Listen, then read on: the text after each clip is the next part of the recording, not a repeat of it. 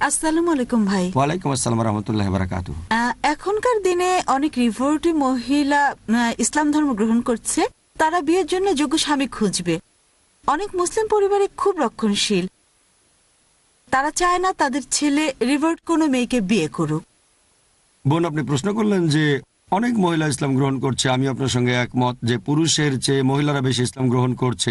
যারা ইসলাম গ্রহণ করছে 3 ভাগের 2 ভাগ মহিলা আর 1 ভাগ পুরুষ। আপনি প্রশ্ন করলেন ইসলাম গ্রহণ করার পরে তারা যোগ্য স্বামী খুঁজবে। আবার অনেক মুসলিম চায় না তাদের ছেলে রিভার্ট কাউকে বিয়ে করুক। এই অবস্থায় কি করা যায়? যোগ্য স্বামী বা স্ত্রী পাওয়া, হোক সে রিভার্ট বা মুসলিম পরিবারের, একটা মুসলিম মেয়ের জন্য ভালো স্বামী পাওয়া কঠিন। রিভার্ট তো অনেক পরের কথা। পরিস্থিতি এতটাই খারাপ, সমাজের বেশিরভাগ মানুষ ভুল পথে যাচ্ছে, তাই ভালো স্বামী বা স্ত্রী পাওয়া একটা সমস্যা, আর ভালো ছেলে পাওয়া আরো কঠিন।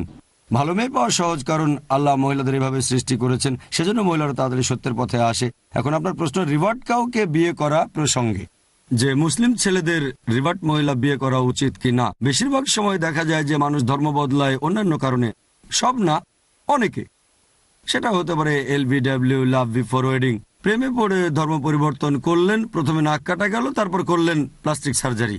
তবে আলহামদুলিল্লাহ আমি অনেক মহিলাকে চিনি যারা মুসলিম হয়েছে শুধু ইসলাম ধর্মের কারণে। বর্তমানে অনেক মানুষ ইসলাম ধর্ম গ্রহণ করছে।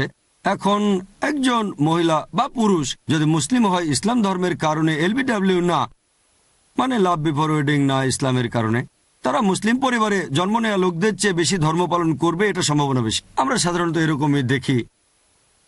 এমন কোনো ধরাবাঁধা নিয়ম নেই। মাশাআল্লাহ, মুসলিম পরিবারে জন্ম নেওয়া অনেকে তাকওয়া অনেক উপরে। তবে সাধারণত দেখা যায় যদি অমুসলিম কোনো লোক মুসলিম হয় ইসলামের সৌন্দর্য দেখে গ্রন্থগুলো পড়ে, তাহলে সে মুসলিম পরিবারে জন্ম নেওয়া কারোর চেয়ে অনেক বেশি উপরে থাকবে, সম্ভাবনা এটাই বেশি, এটা পরিষ্কার। তবে আমি সেই সব রিভার্টদের কথা বলছি না যারা মুসলিম হয়েছে অন্য কারণে, টাকার জন্য অথবা ভালোবাসার জন্য। এমনকি তারাও আলহামদুলিল্লাহ আমি এরকমও দেখেছি যে মুসলিম হয়েছে ভালোবাসার কারণে। একটা মেয়ে ইসলাম সম্পর্কে জানে না, কিন্তু একটা মুসলিম ছেলেকে ভালোবাসে। কয়েক বছর পরে দেখবেন সেই মেয়েটা মুসলিম ছেলের চেয়ে বেশি ধর্ম পালন করছে। ছেলেটা শুধু নামেই মুসলিম, কিন্তু বিয়ে করতে গেলে তোমাকে ধর্ম বদলাতে হবে, বাবা মার প্রেশার। মেয়েটা ইসলাম গ্রহণ করলো, কয়েক বছর পরে দেখবেন মেয়েটা বেশি ধর্ম পালন করছে আর ভালো মুসলিমা। তারপর স্বামীকে দাওয়া দেওয়া শুরু করলো। স্বামী সঠিক পথে আসতে পারে, নাও পারে, এরকম অনেক ঘটনা আছে। তবে যে মহিলা ইসলাম গ্রহণ করেছে অথবা যে পুরুষ মুসলিম হয়েছে ইসলাম ধর্মের কারণে, তাহলে মুসলিম পরিবারে জন্ম নেওয়া কারোর চেয়ে ধার্মিক হওয়াটা তার সম্ভাবনা অনেক বেশি থাকে। আমি নিরুৎসাহিত করছি না, বরং উৎসাহ দিচ্ছি। তবে এখানে খুঁটিনাটি বিষয়গুলো আমাদের দেখতে হবে।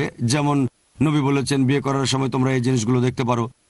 সেগুলো হচ্ছে সৌন্দর্য, সম্পদ, আভিজাত্য আর গুণ। গুণ সবচেয়ে সেরা। বাকি 3টা বৈশিষ্ট্য দেখতে পারেন, এমন না যে দেখবেন না। যদি কেউ সুন্দরী মেয়ে বিয়ে করতে চায় অনুমতি আছে, এটা বলবেন না যে সৌন্দর্য কেন, তবে সেরা হচ্ছে গুণ। সৌন্দর্যের পেছনে ছুটতে গিয়ে গুণী কাউকে হারাবেন না। যদি বলেন সব চাই, সোনায় সোহাগা, 4টাই থাকলে আলহামদুলিল্লাহ। যদি এমন মেয়ে পান খুব সুন্দরী, সম্পদশালী, অভিজাত পরিবারের, অনেক গুণী, আলহামদুলিল্লাহ। তবে সবচেয়ে সেরা হচ্ছে গুণ। এছাড়া মানানসই কাউকে বিয়ে করতে পারেন ইত্যাদি, এগুলো নিয়ে অনেক হাদিস আছে। এমন না যে সবগুলো শর্ত পালন করতে হবে, 2-1টা ভাঙতে পারেন। এরকম শর্ত ভাঙতে পারেন গুণের ক্ষেত্রে, হয়তো দাম্পত্য জীবন ভালো হবে। তাহলে আপনাকে এইসব খুঁটিনাটি দেখতে হবে।